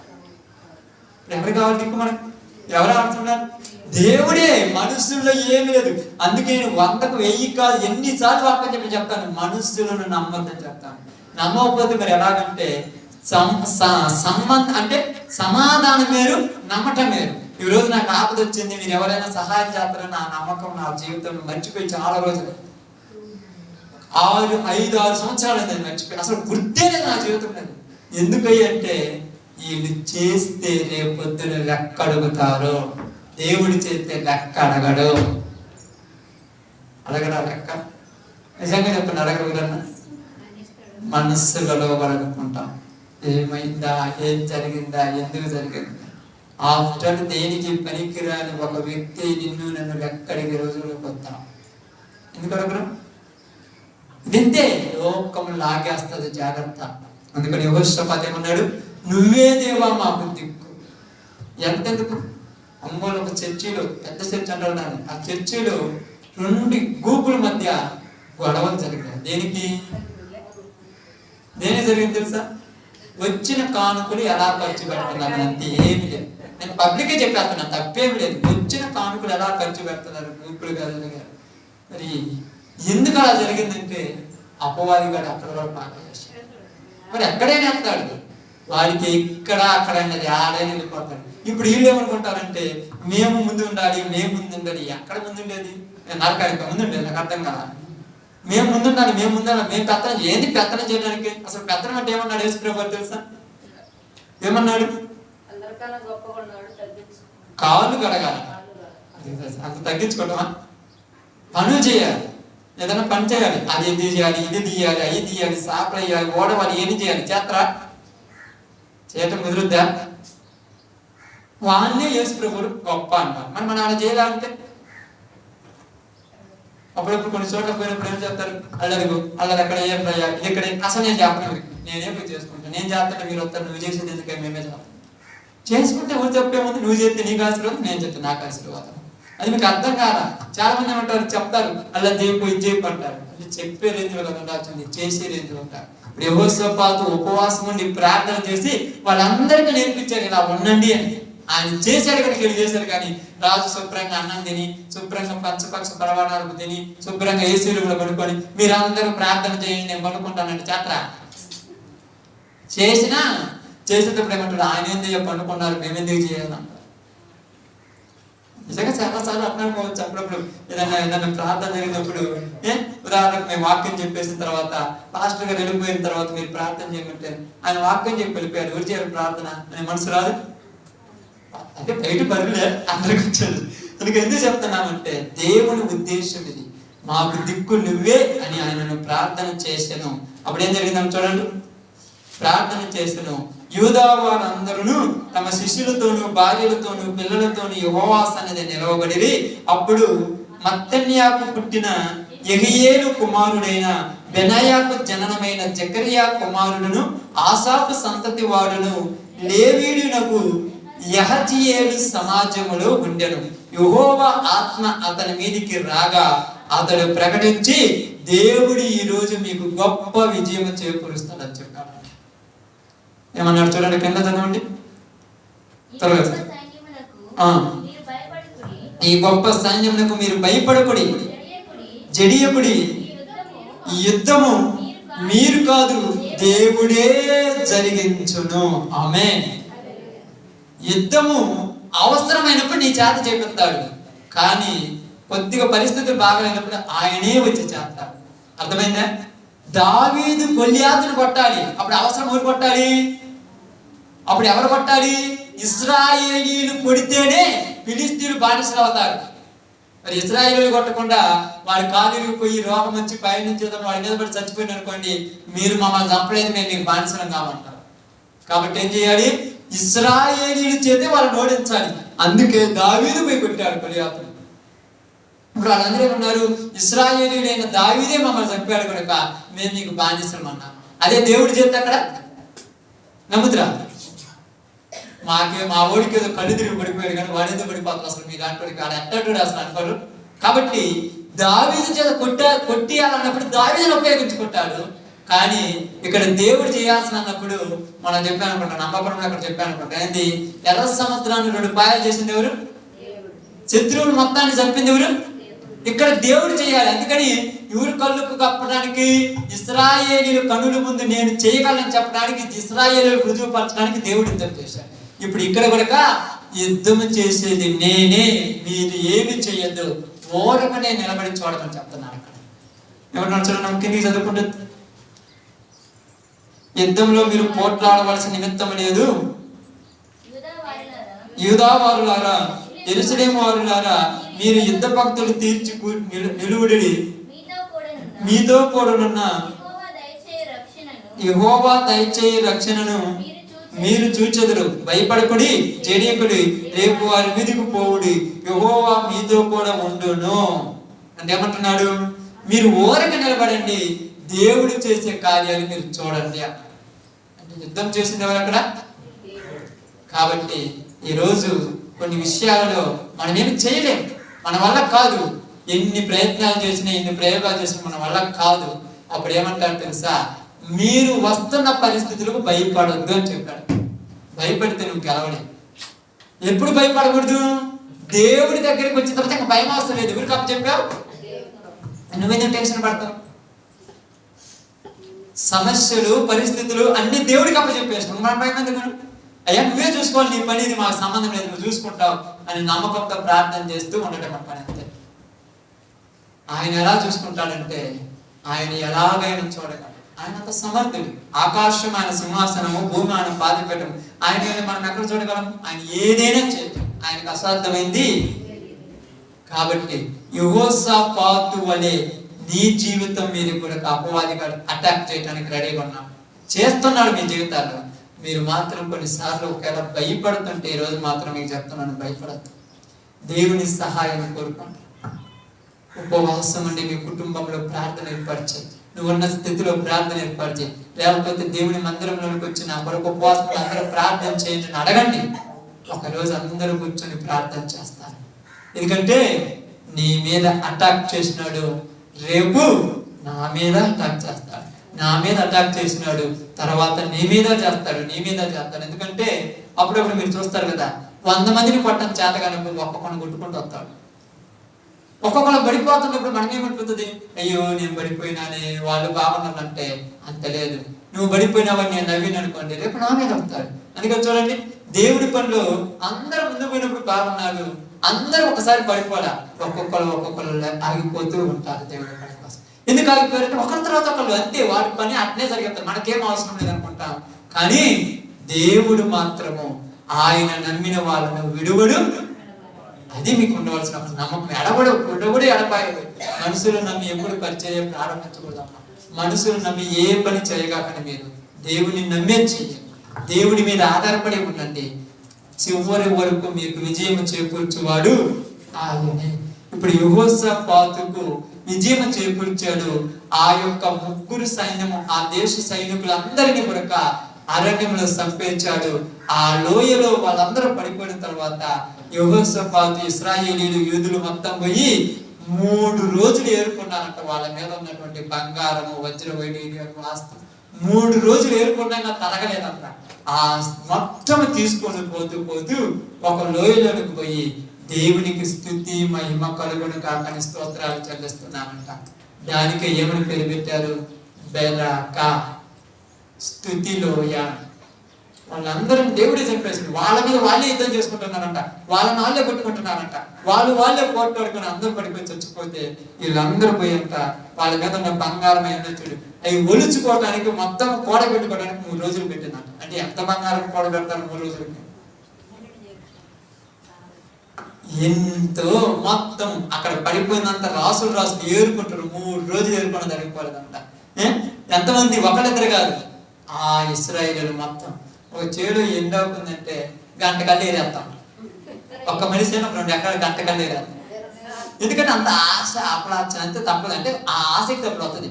కానీ వీళ్ళు గంటలు కాదు, 3 రోజులు 72 గంటలు ఏరినా కూడా ఆ నగలు బంగారాలు అయిపోలేదంట. అంత వాళ్ళ వల్ల కాక, తీసుకుపోవటానికి వల్ల కాక వదిలేసి వెళ్ళిపోయారంట. మొత్తం ఇచ్చింది ఎవరు? అది దేవుడు చేస్తే ఇలా ఉంటది. ఏమన్నాడు? మనం ఊహించిన దానికంటే, అనుకున్న దానికంటే అత్యధికముగా చేయగలిగిన దేవుడు మన దేవుడు. నువ్వు ఎప్పుడు ఊహించవు అంత గొప్పగా కార్యం చేస్తాడు. కాబట్టి ఈరోజు నీతో నాతో దేవుడు మాట్లాడిన మాట ఏంటంటే, నీవు దేవుని బిడ్డవు. ఒక యెహోషాపాతులాగా నువ్వు ఉన్నావు గనుక, నువ్వు ఒక రాజుగా ఉన్నావు గనుక, నువ్వు దేవుని సైనికుడివి గనుక దేవుడి నీ మీద అటాక్ చేయడానికి రెడీ. అపవాదిగా నీ మీద అటాక్ చేయడానికి రెడీ ఉన్నాడు. ఆల్రెడీ అటాక్ చేసినాడు. ఎందుకంటే నువ్వు 3వ చోట ఉంటావు. 1 యుద్ధంలో ఉంటావు, 2వది యుద్ధానికి పోవటానికి రెడీ అవుతావు, 3వది యుద్ధం నుంచి వస్తావు. సైనికుడు ఉండేది ఇక్కడే కదా. కాబట్టి నువ్వు యుద్ధానికి వెళ్తున్నావు. ఇప్పుడు యుద్ధానికి వెళ్తాను నేను ఆపేయటానికి వాడు చేస్తున్న ప్రయోగాలు అంతే. ఏ యుద్ధం నువ్వు చేసేది? ఏ యుద్ధం చేస్తున్నావు? లోకములో ఆత్మల సంపాదన అనే యుద్ధం. అపవాదిగాని ఓడించి దేవుని బిడ్డలను లాక్కునే యుద్ధం ఇది. యుద్ధంలో నువ్వు ప్రయోగం ముందుకు పోతుంటే నీ కాళ్ళు నా కాళ్ళు ఎరగొట్టడానికి రెడీ ఉన్నావు. మనలో దాన్ని జయించడం ఆయన అడుగుదాం. అందుకే నేను చెప్పాను చాలాసార్లు, రేపు చివరి బుధవారం చివరిగా ఉపవాస ప్రార్థన. నిజంగా 7 రోజులు ఉపవాస ప్రార్థన ఎందుకు చేయాలనిపించిందంటే, దేవుడి పని ఆయనే జరిపించుకోవాలి, మన వల్ల కాదు. ఇప్పుడు ఏం అవసరం అవుద్దో ఆర్థికంగా కానీ, ఇబ్బందుల పరంగా కానీ, అక్కడికి వెళ్ళినప్పుడు సువార్త పరంగా కానీ ఏది చేయాలన్నా ఆయనే జరిగించాలి, మన వల్ల ఏమీ కాదు. మనం కేవలము నిమిత్త మాత్రులము. ఎవరు ఉంటారు, ఎవరి మీద ఆధారపడి చేయాల్సింది లేదు. మనుషులను అయితే అస్సలు నమ్ముకొని చేయకండి, దేవుని నమ్మే చేయండి. ఆయన పని ఆయనే ప్రారంభించాడు, ఆయన పనిని ఆయనే ముగిస్తాడు. మనం కేవలము ఆయన వాడుకునే పాత్రలు. కాబట్టి ఈరోజు మీ అందరూ కూడా మీరు చేస్తున్న యుద్ధాలలో మీ మీద కూడా అటాక్ జరిగి ఉండొచ్చు, ప్రతి ఒక్కరి మీద జరిగి ఉండొచ్చు. వాటిని కలవటం మీ వల్ల కాకపోతే ఇలాగే సంఘంలో ప్రార్థన చేయండి, సంఘం అంతా కూడా ప్రార్థన చేయండి, దేవుడు గొప్ప కార్యం చేస్తాడు. ఇలాంటి భాగ్యం దేవుడు మనకును మన ప్రాంతానికి అనుగ్రహించును గాక. ఆమేన్. అందరూ కూడా ప్రార్థన చేసుకుంటాం. అందరము ప్రార్థనలోకి వెళ్తాం. సమయంలో దేవుని సన్నిధిలో, ప్రభువా నా జీవితం